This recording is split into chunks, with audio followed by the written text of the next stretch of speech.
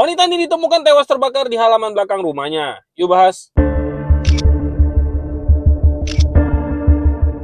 Wanita ini bernama Kelly Wilkinson. Ia adalah seorang wanita berusia 27 tahun yang tinggal di Gold Coast, Queensland. Kelly baru saja memiliki 3 orang anak dan dikenal sebagai ibu muda yang penyayang, sabar, dan aktif di komunitas sekolah anak-anaknya. Kelly juga diketahui baru berpisah dengan suaminya yang bernama Brian Earl Johnston. Brian adalah seorang pria asal Amerika Serikat yang pindah ke Australia setelah menikahi Kelly. Setelah perpisahan tersebut, Kelly beberapa kali melaporkan bahwa Brian bertindak kasar dan mengancam keselamatannya. Brian juga diketahui beberapa kali memaksa masuk rumah Kelly di saat mereka sudah berpisah. Polisi pun memberikan surat larangan mendekati Kelly terhadap Brian. Namun suatu hari, pada tanggal 20 April 2021, tetangga di sekitar rumah Kelly digemparkan oleh kobaran api di halaman belakang rumah seseorang. Mereka melaporkan hal ini kepada pemadam kebakaran, dan saat pemadam kebakaran tiba, mereka mulai memadamkan apinya, dan betapa terkejutnya ketika mereka mengetahui bahwa sumber api tersebut berasal dari tubuh seorang wanita. Tubuh tersebut ditemukan dengan keadaan tangan terikat di belakang punggungnya. Mereka pun melaporkan hal ini kepada polisi, dan polisi pun tiba melakukan identifikasi. Setelah dilakukan identifikasi, diketahui bahwa tubuh tersebut adalah tubuh dari Kelly. Polisi pun langsung menyisir lingkungan sekitar dan menemukan Brian berjalan kaki dalam kondisi terluka dan terbakar di bagian lengan serta juga wajahnya. Brian pun langsung ditangkap dan dibawa ke rumah sakit untuk pengobatan sebelum akhirnya dinyatakan sebagai tersangka utama. Dalam penyelidikan, ditemukan bukti bahwa Brian diam-diam ke rumah Kelly pada pagi hari dan membawa bensin serta alat pembakar.